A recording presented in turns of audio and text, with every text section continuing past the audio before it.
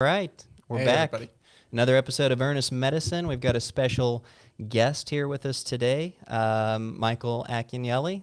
That's Dr. Brown, and this is Michael. Fantastic. Hey everyone. So thanks for joining us. I know it's a bit of a commute in, but No worries. It's awesome to have you in. We've gone through that preliminary sort of interview, and now just revisiting and rehashing some of those points. Sure thing.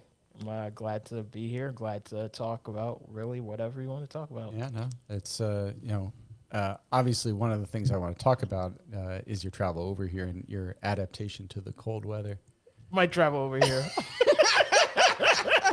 Sure, if you want to go to that travel over here. Talk about. Sure. Moved here from Nigeria. Yeah. Back in 2002. I So think it's the actually last 20 time we years. met over at Howard, it was freezing. It was freezing. It's still kind of cold, but Yeah. at the end of the day, I made my choices. I'm living with it. But ultimately, it could be worse Yes. because I was in DC for Snowmageddon Yes. and a bunch of the other deep freezes. So I try and take my wins when I can. Good, So good, I'll take the current weather situation as a win for Excellent. right now because we're not buried in snow. Excellent. So let's walk back and, just so that others can understand kind of like the evolution of relationships, as we go on these journeys, Sure. how, your journey, and then, we'll get to, essentially where, you and I met. Yeah. And where the journey takes There you us go. from there. Yeah. Here for it. So excellent. All right. So what we'll do is we'll kick off a little intro for us. We're going to play this out, and then we'll dive into some of this backstory. We have a little presentation put together for Michael, sort of showcasing that origin story and highlighting a few of the points that would ideally like to jump into with a little more detail. So we're going to hop over and just play our intro, and we'll get going. Here we go. Welcome to Earnest Medicine.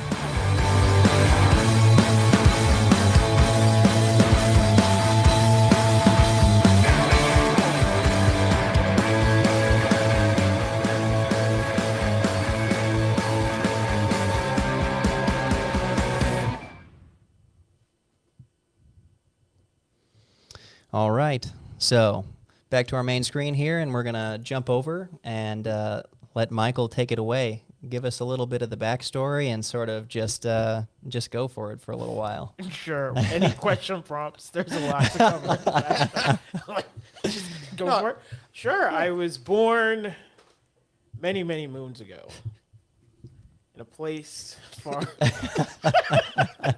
All right, I'll be serious. No, Yeah. I born in Ibadan, Nigeria, which is in a place that is called Africa, which I'm sure many people know about. And ultimately, Nigeria is a place that was created by the British when they did all of their escapades on the continent, and ultimately, part of that process created this nation of warring tribes called Nigeria. And so that nation has been around since 1914. And ultimately, because of how it was set up, it just created chaos. And it worked while they were there, because ultimately everyone existed to serve their purpose. But then when they left and said, all right, be a democracy, of course that didn't work out. And so there were several military coups and military dictators, and most of, I was born in the year where the guy that's currently democratically elected president of Nigeria, Buhari, was the current dictator when I was born. And so that just goes to tell you how that whole thing worked out. And so several dictators later, they finally got free of the military rule, and folks voted first time in 1999. But ultimately, it was sort of voting, but you're basically electing 80% of the time former military dictators were elected democratically. Yeah, so there's no choice. Pretty much, right? And so even now, as they look at the 2023 elections, it very much feels like people are being pre-selected for the seat. And so it doesn't really reflect what I think a democracy is, right? Because ultimately, if people are being chosen to rule, it's not the people making the choice. You're basically choosing one or two options that have been pre-selected by the people that actually run the show. Yeah. Can you mention that here? That'd be very interesting. And so the context for my upbringing was a lot of awareness about sort of geopolitical stuff. So my dad was a college professor, pretty outspoken guy. So we actually grew up on a university campus in Nigeria, so pretty sheltered upbringing. Really, the context for it was get educated, go to church. Literally didn't step outside of the college campus unless we were going to church on Sundays. So my life was pretty, boxed in. So my escape was pretty much TV. So I watched a lot of TV. And most of it was Western, so American TV. And then Indian. So Bollywood was big for some reason. Okay. So that was a lot of my exposure growing up. But then, because you're living in this situation, you sort of have to make a decision of, do I stay and make it work, or do I go to kind of greener pastures? And so my parents basically made the greener pastures decision around 2000. So my mom moved over, started teaching at Howard University, and then me and three of my siblings came over in 2002. Just jumped right into college, and the rest, as they say, is history. But that was the upbringing that kind of led to coming here to the States. So. And we share that common bond, which is we're both HU. Yep, right? HU. The bond I thought you were going to refer to was your Scottish background. Oh no, and what the British did. that wasn't my fault. Yeah, I saw what the British did. yeah, British did it to everybody. Still do. Yeah. All right. But so coming over here, you already had some exposure through the media and those sorts of things. But coming over here in the daily life, what were some of the things that you first experienced that are like, this is not what I thought it would be, or you thought again coming from where there were established dictatorships to essentially a democracy. What were your initial thoughts when you saw here democracy in action?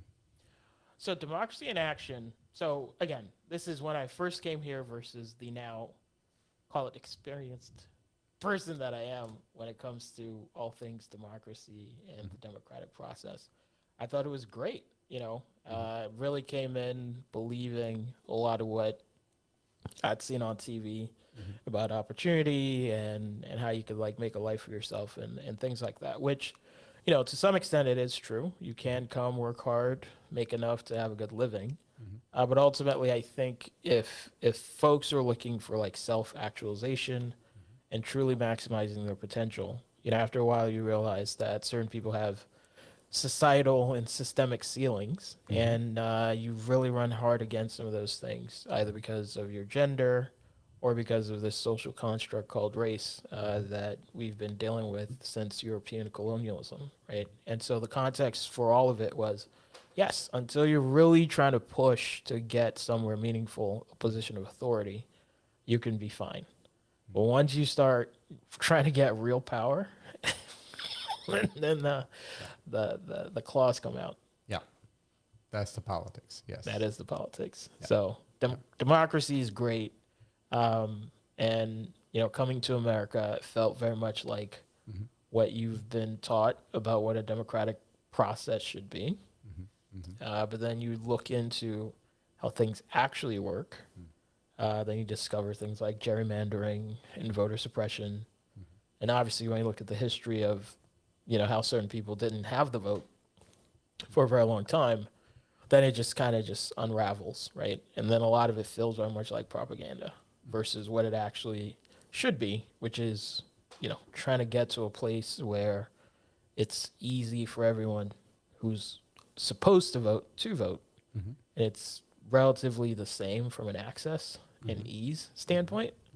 But when you set things up and it's easier for one group to vote versus another group, then you're really already starting to yeah. tilt things. And the funny thing is yeah. that in January, we actually had these students from West Virginia and Arizona who were here on a hunger strike for the freedom to vote. And so all the issues with, dark money and everything with gerrymandering, all those things were the reason why they came here. And, basically they had called on me to provide medical assistance for them. So I was literally out there in front of the White House where they were striking with them, making sure, they were in day 15 of their hunger strike. And, if you've ever been on a hunger strike, I've never been on a hunger strike.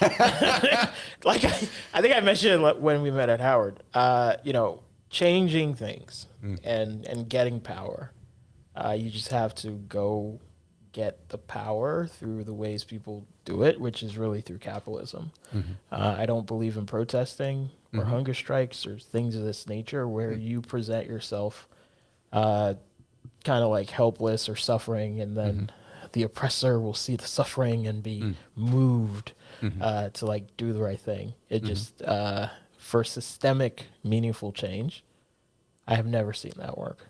So money talks. Money always talks. They who have the gold, or he who has the gold, because we have this patriarchy, right? He who has the gold makes the rules. So I look at it pretty much as, if you want power, get the gold. So in the construct of capitalism, that's great, but you've also brought up this term of benevolent. Yes, benevolent capitalism. Please elaborate. So benevolence is really, and it's also my, so here's maybe this is because of how I grew up, right? So I fundamentally think that democracy is an ideal we should aspire to.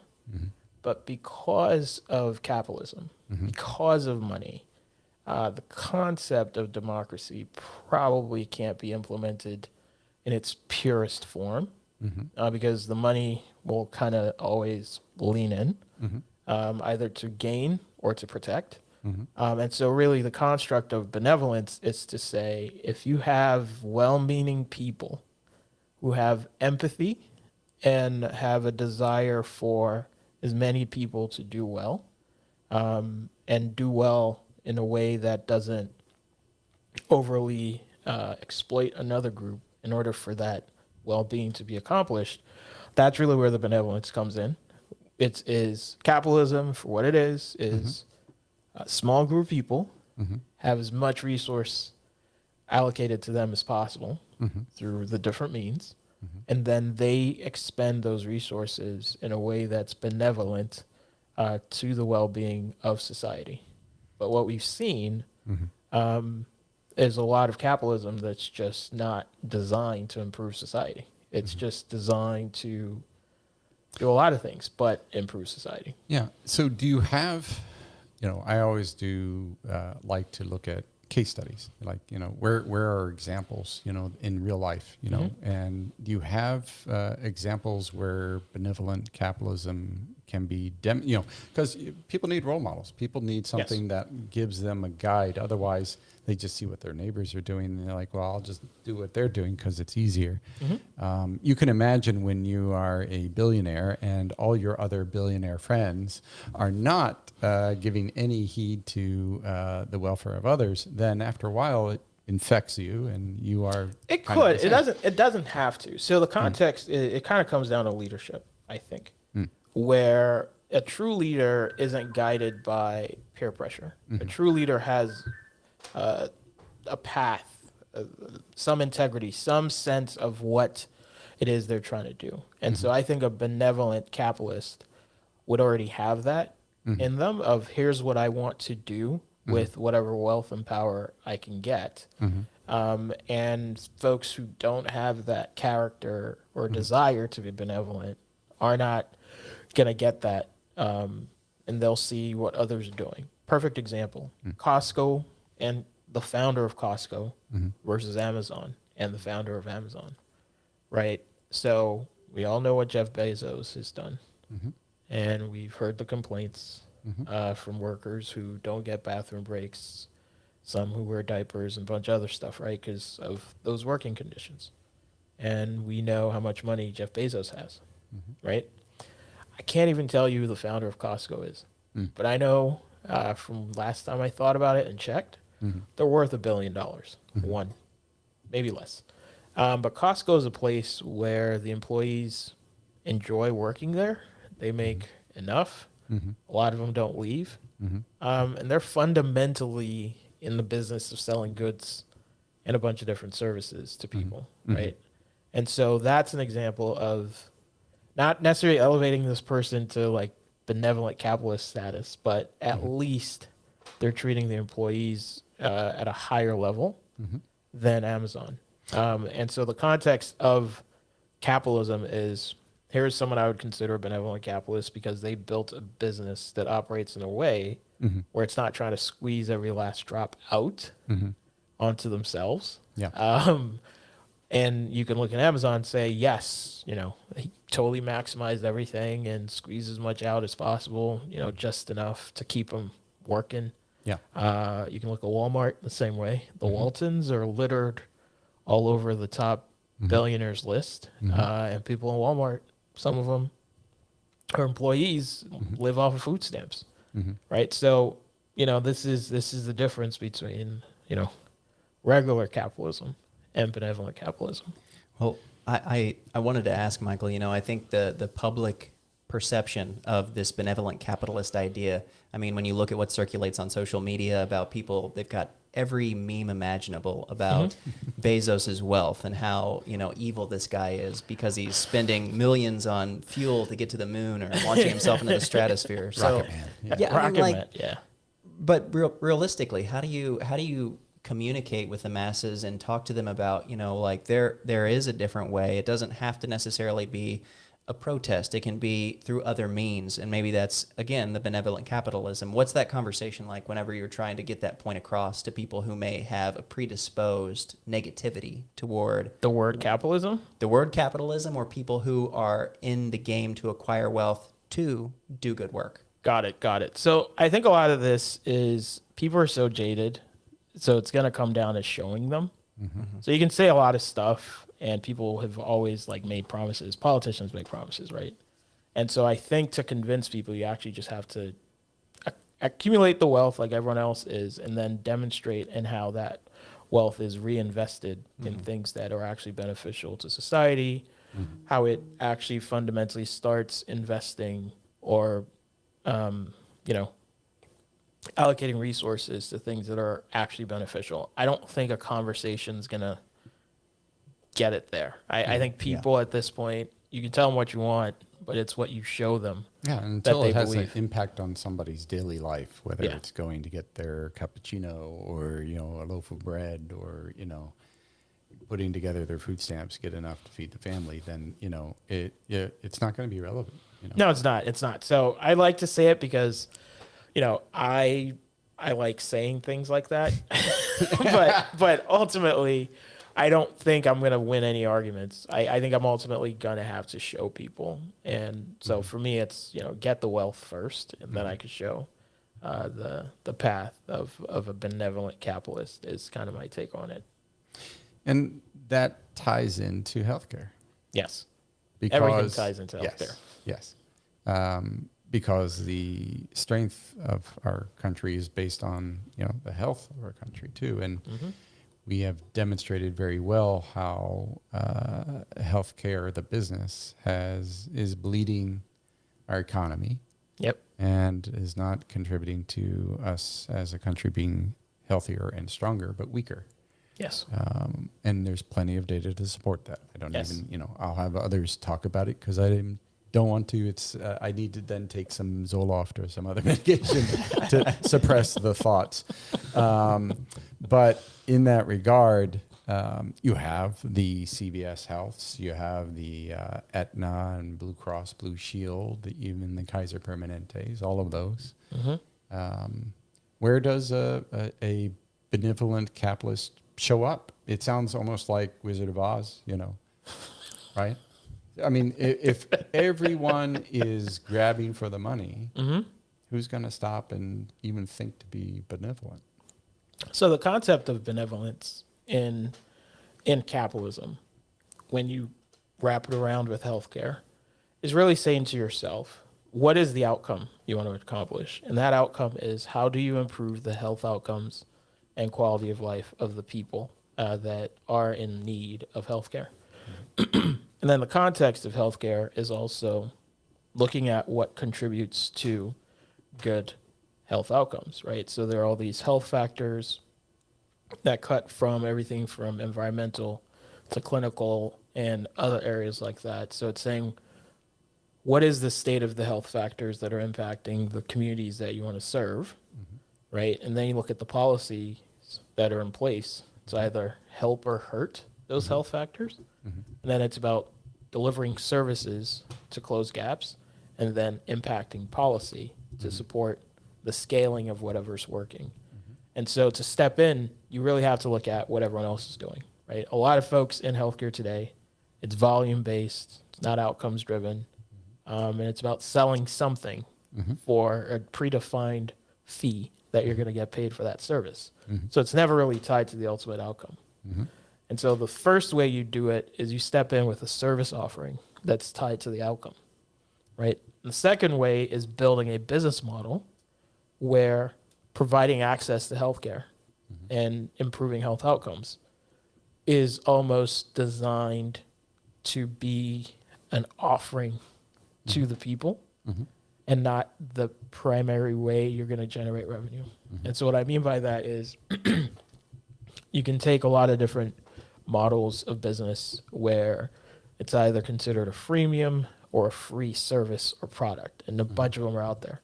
WhatsApp, Facebook, well, now it's called Meta. But the context of services that figure out a way to generate revenue, but they're providing service to people on the other side. And so in that case, where you look at Meta, it is monetizing activity and data on its platform to the tune of billions of dollars a year. And that is how it generates revenue, off of the people on its platform. So you can look at a business model that says, instead of giving people, not nothing, because I think people's lives are impacted positively and negatively by using these social platforms, but whatever people are getting out of it is what people are getting, and the business is getting revenue. So you could flip it and say, what if people got healthcare services? What if people got whatever it is they're ultimately trying to give to close those care gaps in exchange for the data? I think people would sign up for that deal, is my assumption, because you're getting what you need out of it, and you're giving up what you're already giving up. You're just giving up to a greedy capitalist who is using it for their own purpose.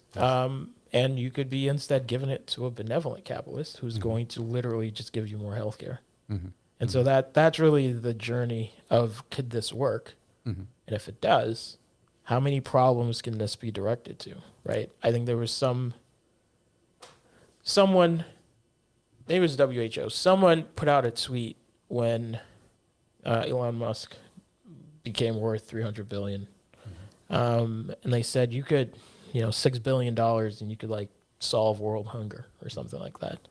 And of course he was like, sure, show me how you're going to do it and I'll pay it. And, nothing ever happened. It was like a PR stunt. Yes. But that concept of there is a dollar amount associated with solving a particular problem, and enough of that money exists, number one. Yeah. Number two, so much of it is being wasted.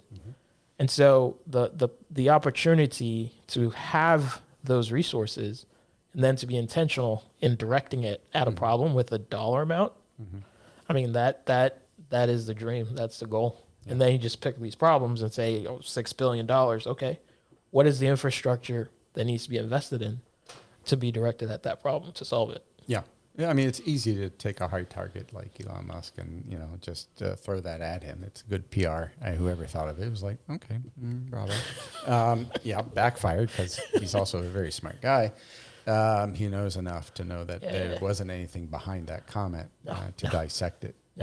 But, getting back to benevolent healthcare in the context of it is for profit. Yes. It is a question of how, just like the World Health Organization would pose, well, it's, give us $6 billion and we'll take care of world hunger. It's the same thing, where would the funding provide the outcomes that would be of greatest benefit? And everybody seems to come up with a perfect idea. It'll be Medicare Part D, or it'll be, Obamacare, or all these things. There are plenty, historically, we're generating enough understanding that what we have as a system here, healthcare-wise, is going to continue to bleed us. Yep. It's going to jump to 25% of our GDP in no time. Yep. And it's not sustainable. Mm-hmm. And it's going to be a desert, healthcare desert. Mm-hmm. Those people will be gone who've profited from it, move it on, and reinvest in something else, probably energy at that point. And humans aren't Space travel. Humans aren't worth. Why do you think they're trying to leave the Earth? Precisely, yes, quickly too, as quickly as possible. Got some Don't Look Up vibes. Yeah, yeah, very. Yeah, we should get Leonardo on here. That'd be hilarious. Oh Lord. Yeah, I mean, there's a certain sense of, I'm at the age of 53. It's kind of like I'm looking at that end game for myself, and along the way, I want to be able to know that I can at least plant some seeds in people's heads, or show them something different enough so that as we gather more viewers and we take people on these journeys, we can have some action, not to hunger strike or not to protest, but to at least be informed and at least be mindful of what we're actually really trying to do. Mm-hmm. When I take it from what I do as in my practice, it's very much value-based. Yep. The very first thing is, we very often get people who will ask, well, do you take insurance? And well, we don't. Mm-hmm.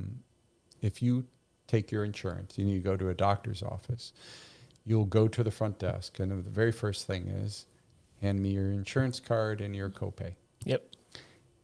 That's not how you start a relationship. That's how you started in the American healthcare system. Yes. But as a physician, I want to know how I can help. Mm-hmm. And the value add is that I will listen, and I will be all in if I think I can help you. Mm-hmm. If I can't, I'll be very honest about it. But then even more so, it's that investment in that person who needs help mm-hmm. is to carry with them until they are better. Yep. And then we get paid.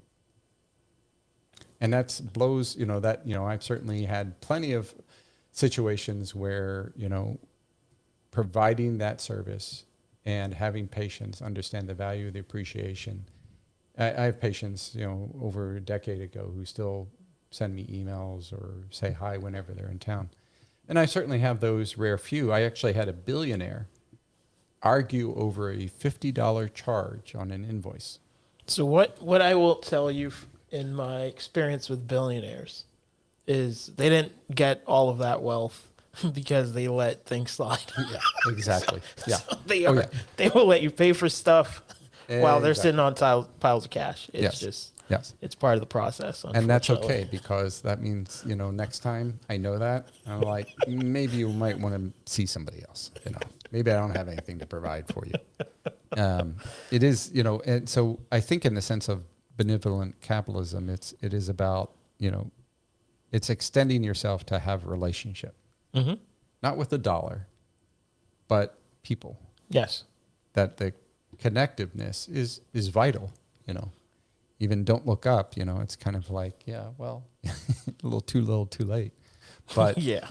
Yeah. It was a funny movie. It didn't end well. Yeah. It was funny. We don't want to spoil it for anybody, but oh well. Yeah. True. Boom. But no, it was tragic because there's so much that you could say, oh, yeah, that happened or that happened. I could totally see this country getting there.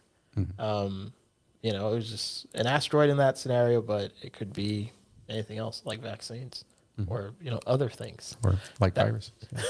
That could be that we should take seriously, but because folks have been twisted and, reprogrammed or deprogrammed or brainwashed or whatever you want to call it, that common sense is just not common anymore. Mm-hmm. Yeah, that's true. It's just maybe it never was, I guess, which Yeah. maybe they shouldn't call it common sense if it's not common. Yeah. I mean, my strategy is always when I'm approached with a difficult situation, especially with a patient, is, okay, let's take this slow. Okay. There isn't a rush to, this. It's, I'll be there every step of the way. Let's take it slow and purposeful and really try to figure out what's going on. Some cases are very straightforward, but other ones are much more complex. I have 3 of them right now that are just unbelievable and have been punted around the healthcare system everywhere. And, just these stories are of desperation, are just, it puts a heavy burden on me to contribute to moving that in the right direction in a system where I see others just profiting left, right, and center. Yeah. And that's just discouraging. And then people come back to me and will like, well, you are a concierge physician, and connotations associated with that. And I'm like, unless you've walked in the shoes of my patients and in my shoes, you have no idea. And that's why, come out on a house call with me. Sure. No better way. That's the way you understand the value of yep. what you're doing. We'll strap on a GoPro and and head you out. I'm a believer, so you don't have to convince me.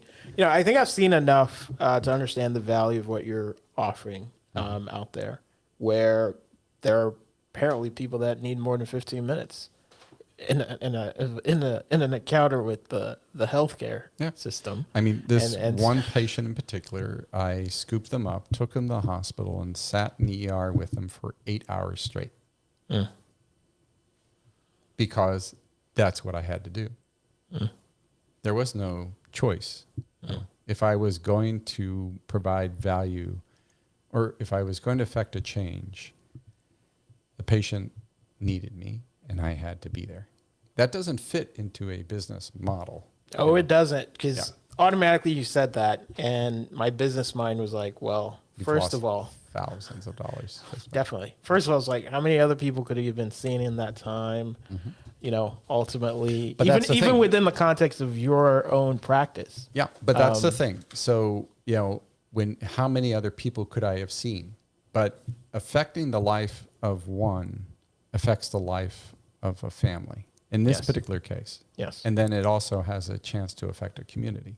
And if nobody shows a different way of doing things, then there's no hope. I mean, really, this patient would have no other recourse than, in DC, we have a law that was passed, the Dying with Dignity Act. What other choice do they have? Because there is nothing else offered to them. Yeah. Unless somebody steps up and really is, agreeable to fight it. Yeah. Then, so it's not even for myself. It's not who else could I have seen. It's like who needs me the most. Right. Got it. And in being in control of that is vital for me as a physician, because I don't have all the answers.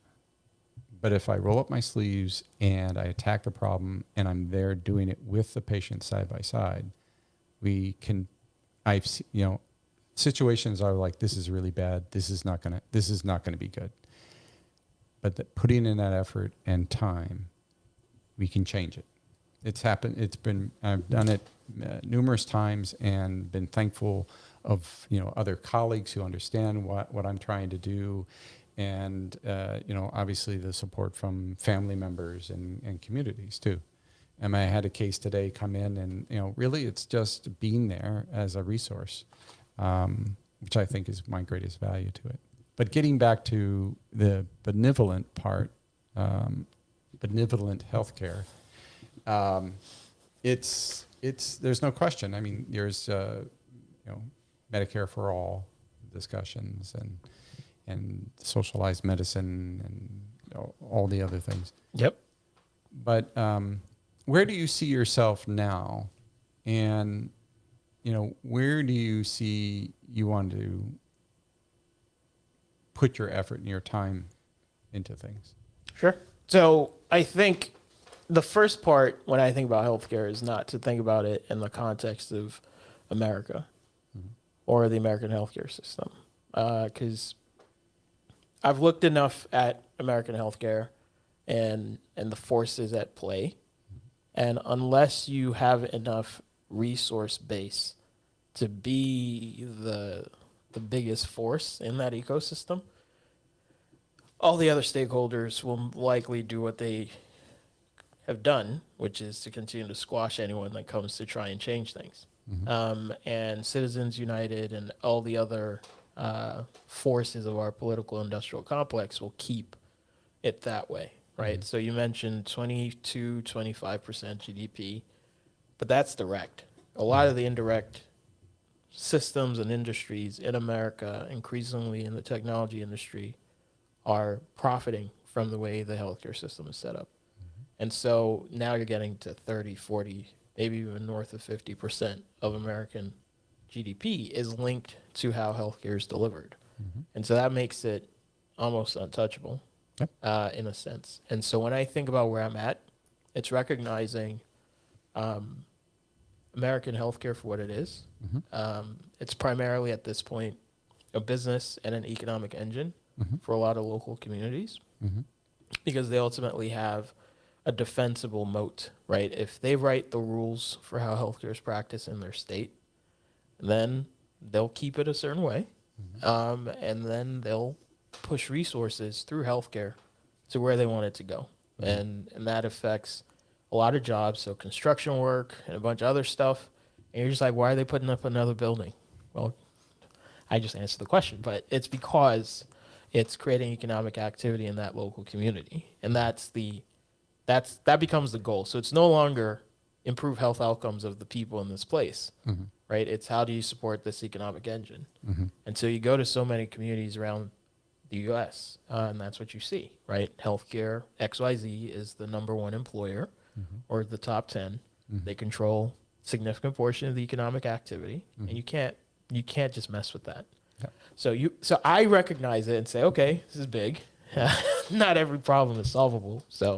But I recognize it, right? And so when I think about healthcare now, a lot of it is healthcare in the context of all the people in the world. And then saying, how can I build healthcare solutions for people that need them, right? And then a lot of that leans towards digital solutions or ways to connect local resources through the digital solution to the people that need help wherever they might be on the world, around the world, right? And so for me, a lot of what I've started leaning towards is how do I solve these health and wellness issues in the context of the globe versus just the context of the U.S. So the U.S. is connected to it, but I'm not building a solution with the American healthcare system in mind. It's sort of building solutions with the goal of improving health outcomes for underserved populations or people who are not getting the help they need. And in that, the goal is to not just build one business, but several businesses, because one entity cannot take care of all of the different issues. So it's really incubating and seeding a bunch of business opportunities that should be able to get to some of the solutions that could make a difference. But it's not building something that's like American healthcare centric, because I know what that is, and I recognize it for what it is, and I'm starting to have enough fare for what it is, because when people have that much money and power, they can do things to you. So you have to be afraid of that at some point. Absolutely. Well, I wanted to follow up with a question because we've talked about the rationale behind the benevolent capitalism, but you have some big projects, some big goals that I think whenever we had our initial conversation, as I was behind the cameras just listening, I was just like, oh damn. Like I mean, it was fascinating, and not just because it's such a good idea, but it's because of how little I knew about it. And it was something from my perspective, growing up in rural America, everyone looked like me, everyone walked like me, everyone talked like me. It was this huge concept that it just took a little bit to wash over me. But I thought about that interview for days after we finished up over at Howard, and thinking about like how monumental that is, and how everyone should kind of be behind that. I'm hoping they are, right? That's the hope. So the idea really is the idea that was birthed through a pretty long process. So circle back to sort of 2014, right? So prior to that, I was just a guy I've been in healthcare, was consulting, making money. I was generally okay. I didn't really have that kind of mission or that drive around mission. And I was fine. But then my dad died. And it wasn't just it was unexpected. He was on a business trip and we didn't know until like days after that he had passed. And so for me in that moment, a lot of things were going on in my mind. It was first, could I have done anything to prevent it was kind of the question. Nothing really came to mind in the context of the incident. What came to mind was we didn't know it was happening. He probably didn't have any advance warning that anything was wrong. And then ultimately, whoever was trying to help save him in that moment definitely didn't have all of the information on his medical history, right? So when I think about healthcare and delivering healthcare and helping people get the best health outcomes, I try to frame it in the context of what would have helped my dad, right? And so from 2014 to basically now, it's been a journey of trying to figure out how I can get into a position to influence how healthcare is delivered to try and prevent that specific situation, because in that specific situation, a lot of things sort of came out, a lot of gaps, right? Access to information from the perspective of whoever was trying to care for him, access to insights of what is going on with a person and what they could do to optimize their health, and then sort of not alert or even monitoring, but just some perspective from folks who care about the individual on how the individual is doing around their health. Right. So I just looked and I said, you call people like, hey, how you doing? Yeah. They say whatever they want. You don't really know. Right. Information gaps galore. Right. So now when I think about the potential for technology to exist that is able to keep all of this at the fingertips of the patient, right, or the individual, and at least give people the chance to fight for their own health in a meaningful way. So at least you have a sense of what's going on with you. You have a sense of where the resources are that can help you. And so all of that, trying to do it in the private sector, saw that they didn't really have a fit there. Tried impact investing. That's really when I discovered the power of the forces that be. And I said, well, we have some water in this cup, but the other side's an ocean. So I'm not going to do much there. Yeah. And I tried the government. So that's when I went into the VA and said, big health system, big budget, let's go make a difference. But then you discover bureaucracy for what it is, and you understand how long it actually takes to try and do something, and how much of what you've done can be reversed with a change in power. I'm like, okay, I'm not gonna stay in this lane forever. I kind of know what it is. Yeah. Right. So now it's entrepreneurship, right? The potential to build something novel with technology and to allocate resources to it to kind of scale it is really the vision. And then it would be to build it to block all of these gaps that I just referenced. So if you build a technology platform where patient information is pulled in and the patient controls it and has access to it, and you put enough technology and artificial intelligence behind it, you can surface insights that you can then use to educate the patient on what they need to do to get the best possible outcome. And then on the same platform, that patient can be exposed to professionals from, whatever the super specialist is, to a nutritionist that has enough knowledge about whatever it is they're going through. And you can have an exchange and talk and build the model such that there is no automatic paywall. Yeah. Right? Because I think there are enough people out there in the provider category, physicians to others, who this is a calling for them.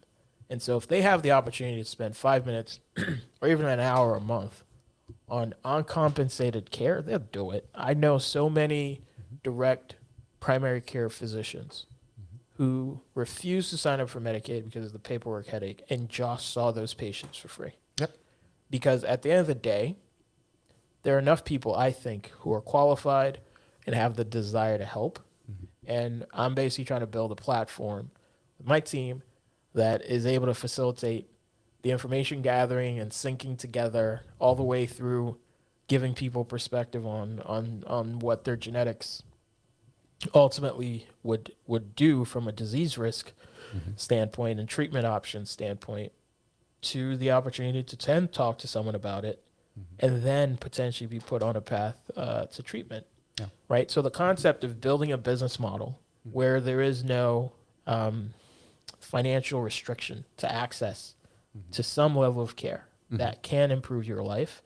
And then at least then you get to a point and say, okay, they need XYZ care, right? If it's surgery, whatever it is, then you go out again and say, who can I work with to deliver this service at the best possible terms for this population?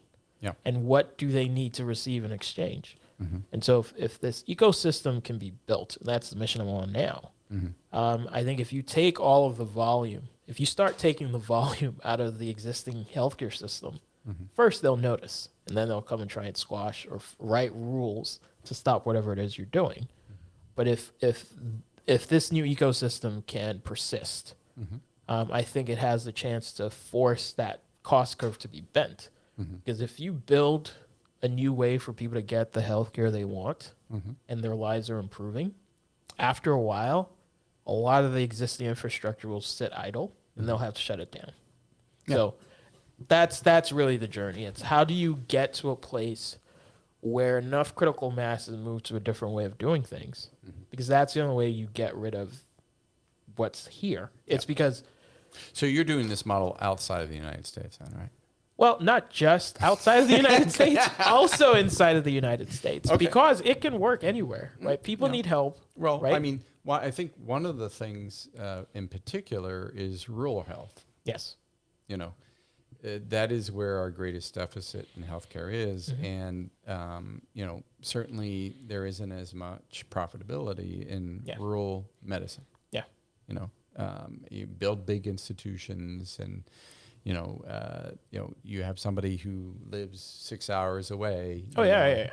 I was at the VA. A third of veterans live in rural areas, right? And so at some level, the traditional healthcare business model will never work in the context of rural health.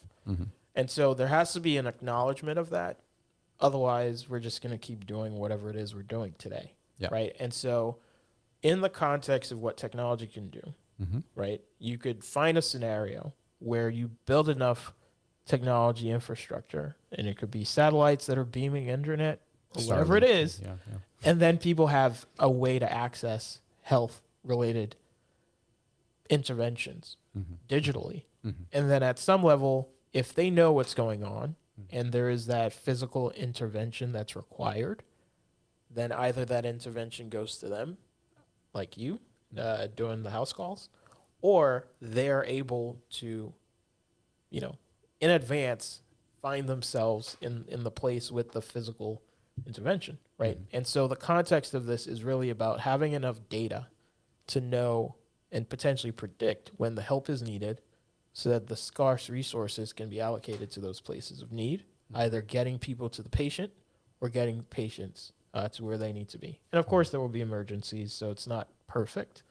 But if the option people are going to choose is to continue to live in thinly populated areas and expect to get pretty good healthcare that's physical in nature, then the challenge is always going to be about how do you understand enough of the demand so that you can allocate or create the supply in a way, right? Because there is a physician shortage. Drone in the medications and you can drop medications, but if someone needed to, if someone had a trauma and they needed to be like worked on. You can't just you could potentially airlift A robot, team. a robot. Oh, that robots. Well, remotely you would, could. Well, I think they're so far Hey, it's away. Tesla's new robot. Neuralink. Whatever robot. they're developing a literal humanoid-looking robot. No. Hey, it's where they watch these movies, right? Yes, So the movies inspire so much. Oh, yeah. Of what happens in technology, unfortunately. And so folks are fixated on how do I create androgynous robots to replace the need for people to provide supports. And that's fine if you're basically saying to yourself, this is where it's going to end up. So let me focus on building the robot that's going to be the house aid for people. And maybe that house aid can eventually do surgeries, right? That's one way to solve it. And, for those who are tuning in, the younger viewers, there's a great new product coming out in the future, not too far from now, but it's called Soylent Green. Look it up. And there'll be plenty of supply in the future. So, and it, Population helps the supply. Yes, exactly. Just keep it moving forward. Just pique your interest. But, technology, to depend on technology to change things, I think it's reasonable.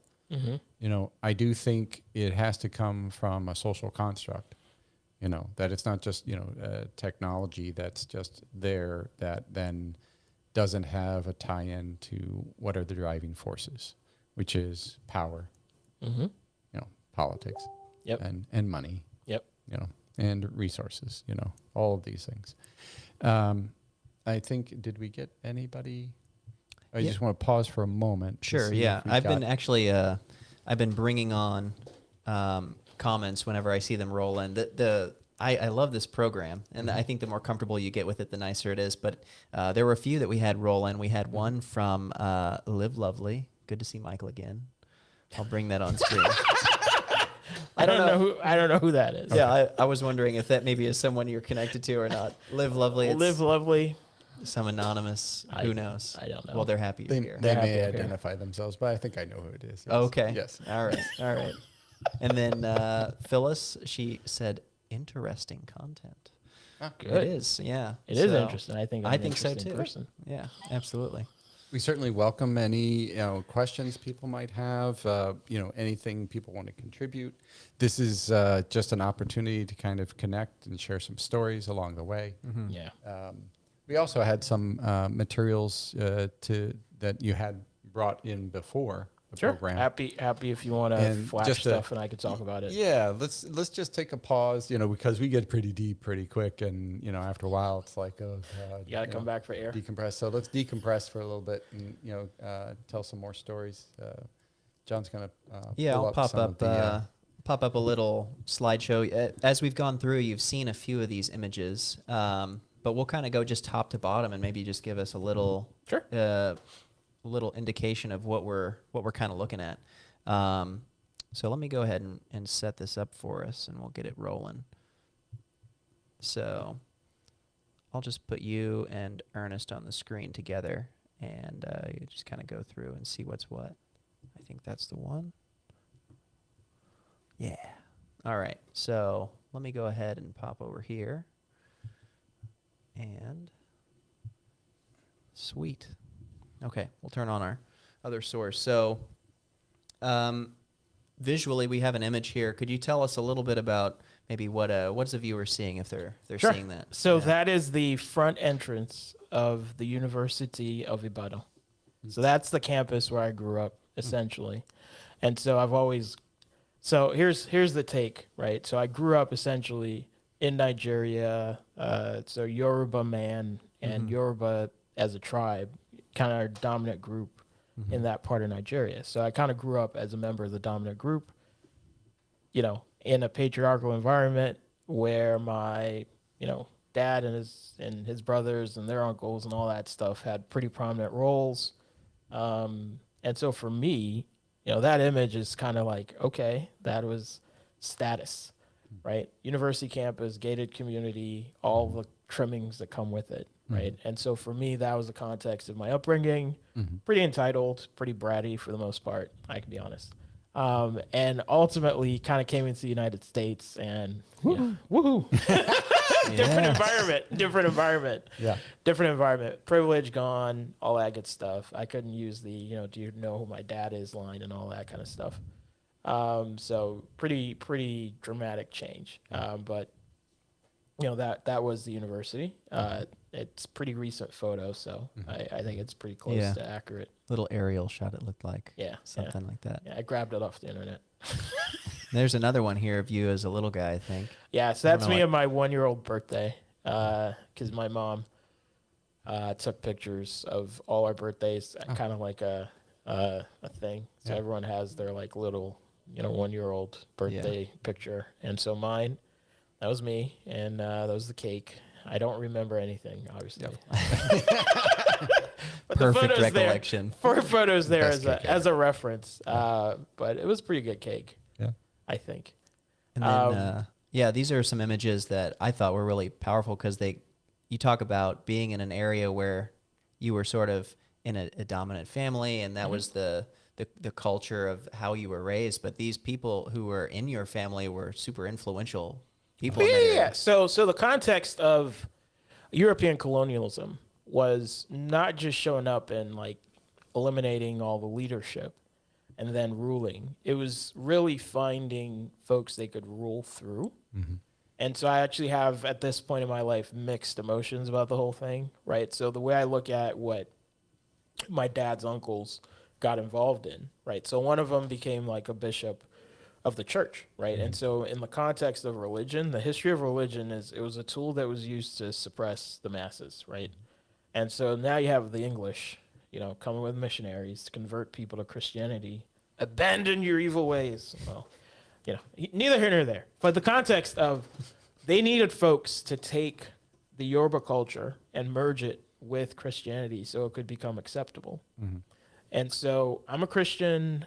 I believe these things because when I think about all the options, which is everything from apathy or being agnostic to being like a fanatic or someone in a cult, right? So these are all religions.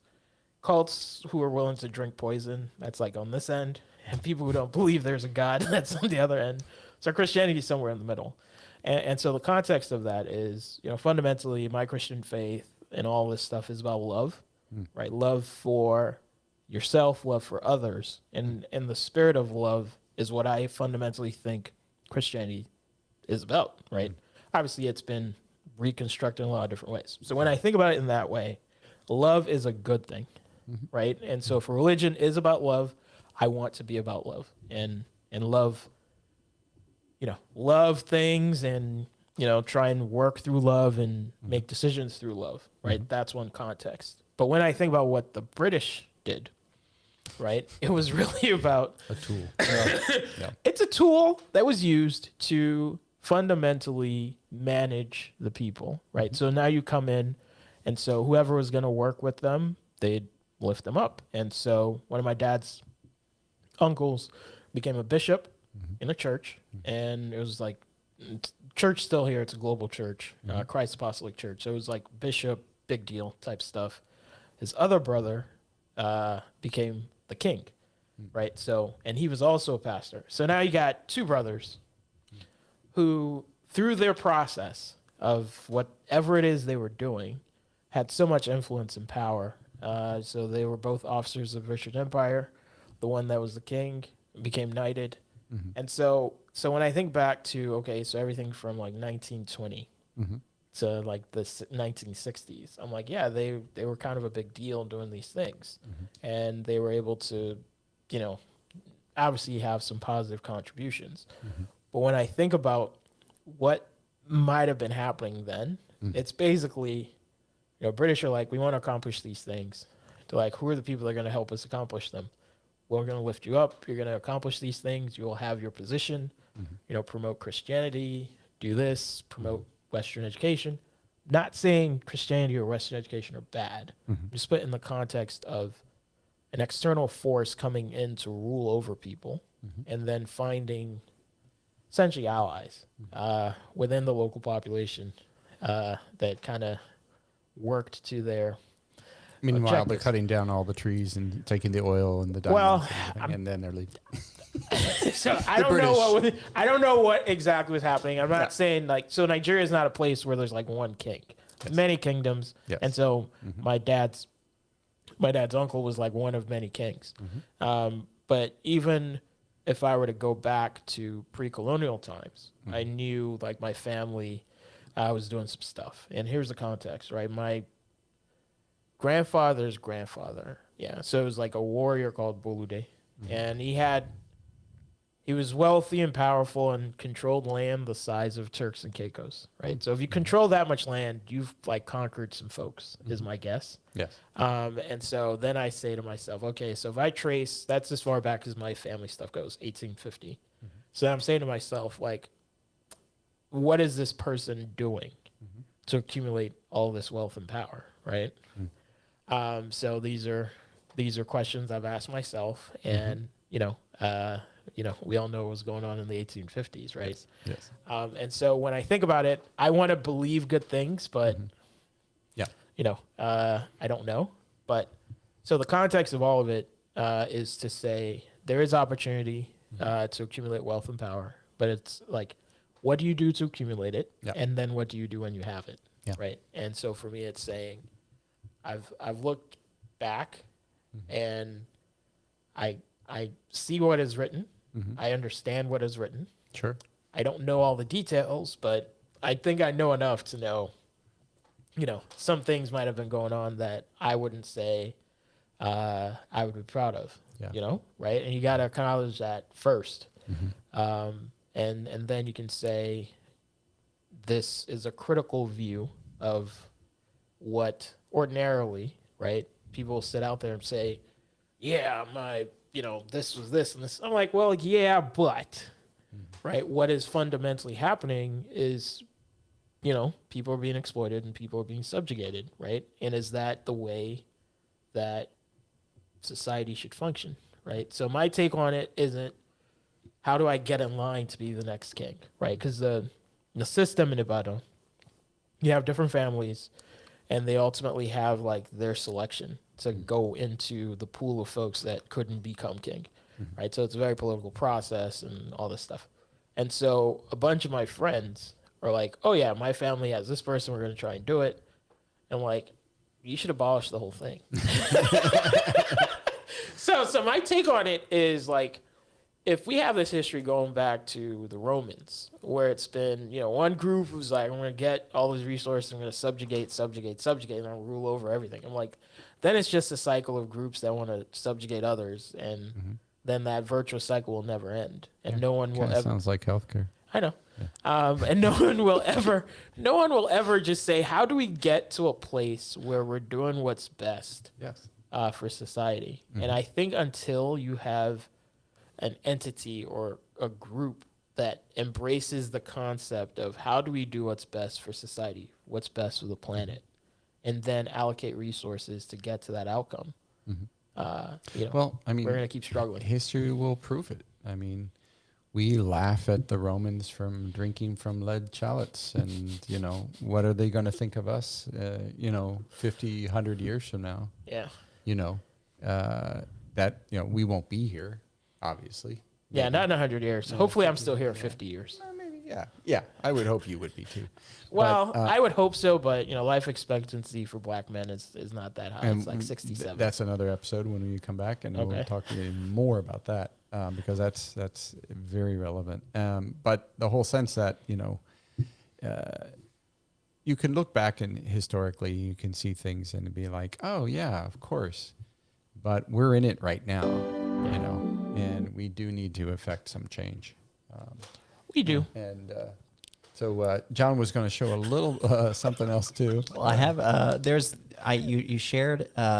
Basically, you shared an application. Yes. It was sort of a demo video. Yes. And I think is that app something that's in development presently, or is that something It's available now. Okay. So it's the app for the company. So the company is Indygeneus Health, and we have a campaign right now called the Buy Us for All movement campaign, and ultimately the app is available at webapp.buyusforall.com. And what the app does, it's really an onboarding for anyone to come in, answer a couple of questions, and in answering those questions, you get a health risk assessment. Right. So this provides a free assessment of your health risks and provides information to educate you about those risks, to provide information on diet guidance and treatment guidance that's publicly available, right, and verified to be scientifically valid. So it's from sources like NIH, CDC, and all these places. But instead of the current cycle of first you need to see a clinician or a physician to explain your health risks, then you have to go to the World Wide Web to look for information on all these things. They're trying to save people the time. It's just come in, answer a couple of surveys questions, get a health risk report for free on the app, and we're going to evolve it. So we have a couple of upgrades coming out in this month of Black History Month, where you can basically go through, get onboarded, understand your health risks, and now get put into a community space virtually where you're engaging other people that have similar risks and the provider community that could help them. And so now you've created a virtual community for folks to start conversations. And then you ultimately start introducing health interventions into that. So it's available now, and it will be upgraded. So we'll provide a link to that as well at some point. Yeah, actually, so I think the demo video does a pretty good job of just highlighting. let's So highlight it. Just Let it run. See what we Let it got run. here. Here we go. So let's play.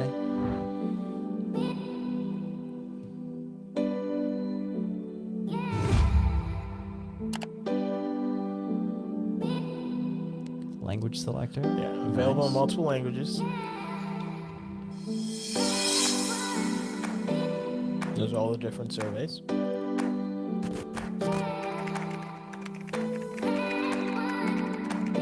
It's basically pretty simple to create a profile, answer a couple of questions, background-wise. How long does it take someone to go through that survey? Depends on the survey, but anywhere from 5 minutes. Yeah. Some it's like gathering information on your family health history. So if you know your family health history, then it could take you a while to like answer all the questions. But eventually we'll have the opportunity for folks to just get a genetic screening, and that will provide a lot more information when it comes to health risks. And so the future is, if you don't want to answer a bunch of survey questions, just submit a sample, and your DNA will tell you what you're at risk for. And then you have that information, and then you have access to genetic counselors, you have access to these dedicated spaces that are organized and curated around different conditions and different social drivers of health. And then you bring experts into the space, and all of a sudden you've created an online community that's been validated. And ultimately that's where the magic, I think, starts to happen. And all of it's free. You know, as a family physician, one of the things that we always try to promote is preventative medicine. And yet, you know, the reimbursement for that, if you take insurance, is nil to none. But then when you start looking at this, it's really, you know, I think involving people in a different way, because you could say prevent, you know, this is for prevention, but risks. People understand risks, you know. People understand, you know, there's a benefit and a risk for certain things that we do or don't do.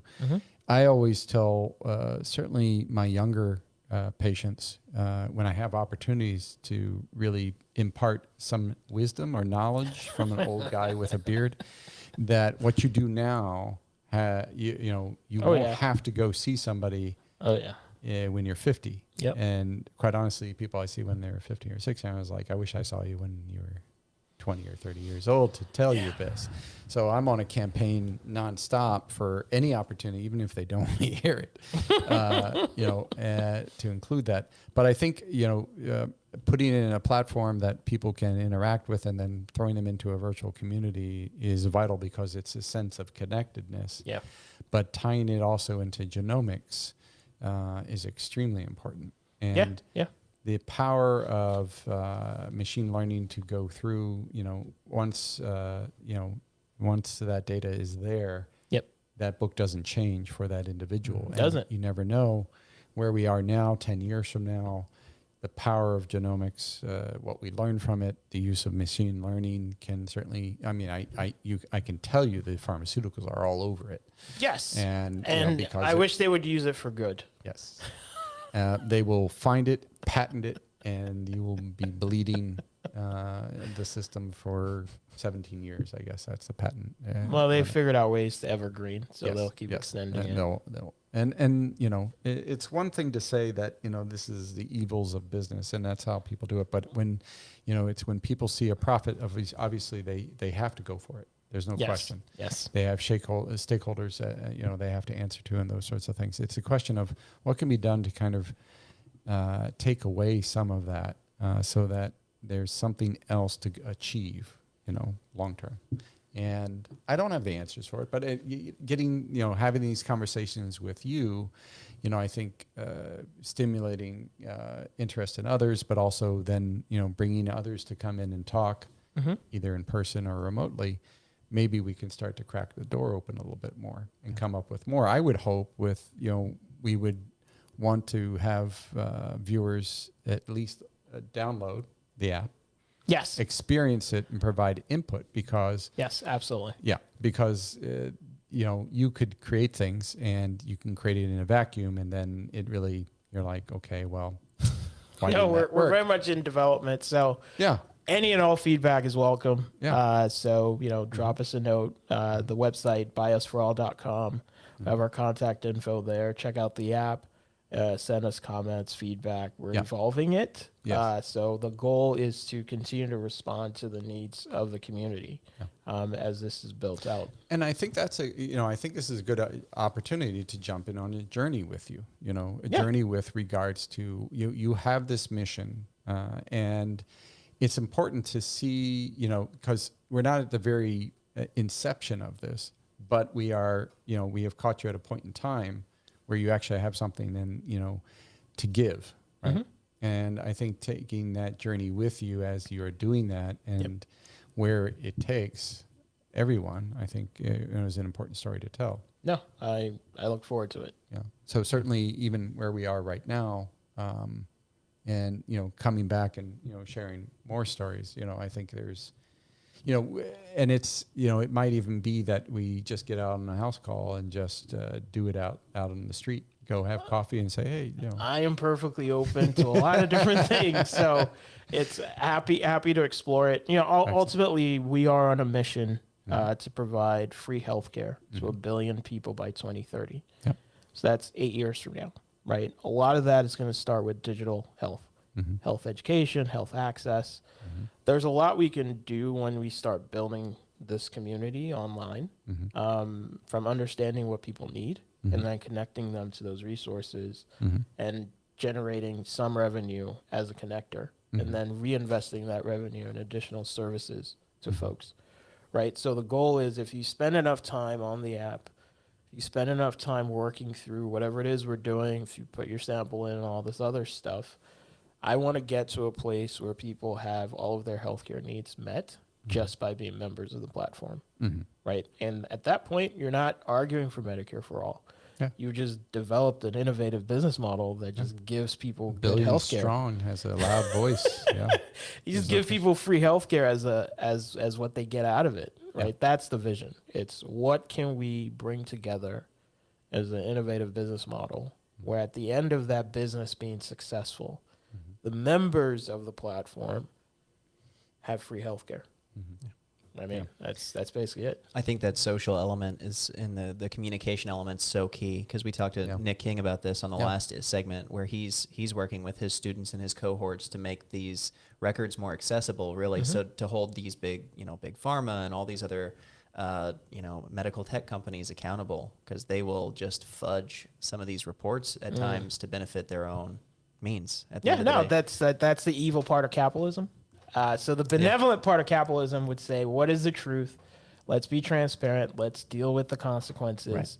Right. And ultimately, if you have, so the way we're building our business is very different, right? One thing that's different is we are allocating 5% of the company's equity to members, right? So off the bat, you've made the stockholders the members, right? And so the benefit they'll get financially is if this company does well, guess what? They own a part of it forever, right? We've put the clauses in. They will always own 5% unless, they make a decision not to own 5%, right? So you think about the concept of how big a business like this could become. And if you could then allocate those resources out of just the existing business model to care for people, right? Johnson & Johnson is worth $500 billion. 5% of that's $25 billion. Imagine if they... My eyes are lighting up like the numbers, the zeros. Yeah, you don't know. So $25 billion could probably provide a lot of healthcare to a lot of people. Oh my gosh. Because guess what? You don't have to do a lot of the payments. But that's $25 billion that insurance companies would like to put in their pockets. Yes. And pharmaceuticals. Yes. But you never see it. I think United Healthcare had $20 billion of profit. I don't know the number. They had the biggest profit they've ever had. They're trying to year. hide it, but Yeah, but and that's it is information that can be gathered and presented, but they don't like you to present it. No, and ultimately, it's one of these things, and I've seen people post on it online now where it's like, oh, Anthem is being subsidized because they made 60% of their revenue last year from taxpayers. Anthem or United Health Group, same thing. So they're pointing at the existing business model, and I'm like, yes, the lawmakers know this. They put the money in Medicare and all the things, and then it goes over to these folks. You're telling them what they already know. Yeah. They know. We know. And so it's really not about trying to shame them, because you can't shame. No. Everyone is aware, right? At least I think so. So it's really about how do you create something else that isn't necessarily going to build itself off of saying, this is so bad, that is so bad. It's just, I'm going to do something different. Exactly. People are going to love it. Yep. And guess what? It's going to be cheaper. Yeah. And that's how you do it, in my mind. And you're not going to, you worked in the VA, and I've certainly worked as a physician on the front lines, and understanding that, when a system doesn't work, it just doesn't work. You're not going to fix it. I think it works for what it's designed to do. So hear me out. This is my whole notion is things aren't broken. If they're institutionalized, they're not broken. They're working as they were designed. And so healthcare is an institution that is working as it was designed. It was designed to be complicated, inefficient, and profitable. Yeah. Yeah, no fault. They are business. It is a business. So I want to lean into the business side of it and say, I'm going to make my business objective, helping people get good health outcomes and improving their quality of life. And I just need to figure out with my team what that business model is that helps make that a reality. So I know everybody says the OG, but you are the BC. What's the BC? Benevolent Capitalism. Oh, the BC. You are the BC. I am the BC. Like before Christ? No. We just got maybe that's biblical. I mean, you came up with this, so I mean, you didn't come up with it, but we've talked about it enough. So, oh Lord, I'm the BC. Yeah, I'll probably get a T-shirt. That can go in your official title. Yeah, from now on, your credits. Michael Akinyele. Michael Akinyele, BC. Excellent. All right. Lord. Good Well, stuff. I think, we can, this is a pause. This is not the end of the program, but, I think, we'll have another opportunity. Sure. Would certainly like to go more into, what you can in terms of sharing more stories and even taking it out in the field, maybe. Sure. In front of a few people, we can think of something. And, a lot of what we're trying to do is community engagement and just being out there. So, I think if we coordinate it, come out with your house call, our team's out there doing community engagement and outreach. So we can do it together. Yeah. Excellent. And as we wrap up here, I wanted to give Michael the floor to kind of give viewers or anybody who's watching, not live, but on a replay, if this gets shared to you and you have the chance to watch it later, where they can kind of find you, follow you, what they can do to keep up with you as far as some of your social handles, things like that. Sure. I'm probably most active on LinkedIn, so just search for my name on LinkedIn. I post a lot of stuff there. Twitter is M.O. Akinyele, at M.O. Akinyele is Twitter. And then company let me throw that one on the screen there. Sure. That's Twitter. Yeah, M.O. Akinyele. So M-O-A-K-I-N. M.O. and then last name. Yep. Akinyele. Oh my God, I'm sorry. It's fine. Akinyele. Akinyele, it's fine. Okay, let's see.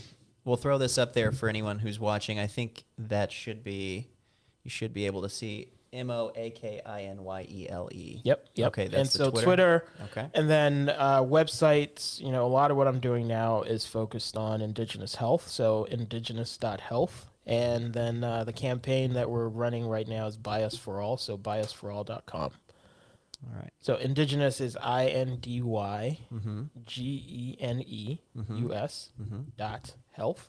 Dot health. Okay. Yep. And then the other website is Buy Us For All, which is BYUSFORALL.com. That's a .com. Okay.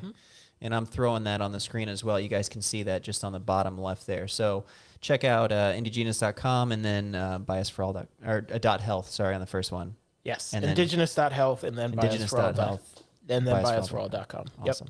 Yep. Awesome stuff. No, great to be here. Love these conversations. Yeah, we'll have more. Yeah, awesome. Maybe when it's warmer out. We'll Yeah. Yeah. And Sure. we have this virtual system now where I know it's a long drive for you, and we really appreciate you taking the time to come Surely. down. But if there's a development or something you want to share, we can bring you in right off of a Zoom call and Okay. similar format. You won't have the background maybe, but overall, just having a good mic and some reasonable video, but also good internet connection so we don't drop you. yes. Got it. Good to know. The key. Good to And know. it's the same for anybody else out there who wants to come on the program. Absolutely. All right. Well, we'll wrap up for tonight. A big thanks to Michael for coming in to DC here to have these conversations with us. Thanks for having me. Yeah, and it's not the last one by any means. Yeah. We've got more to go. So Absolutely. for anybody who's watching live, please comment below #live. If you're watching this on a replay, please #replay and share it. These conversations we hope to spread far and wide. So if you have people in your life, individuals who you think could benefit from the content that's discussed here, please hit that share button, throw it their way, and let's just keep this message moving forward. So, all right. Peace. Peace. Adios.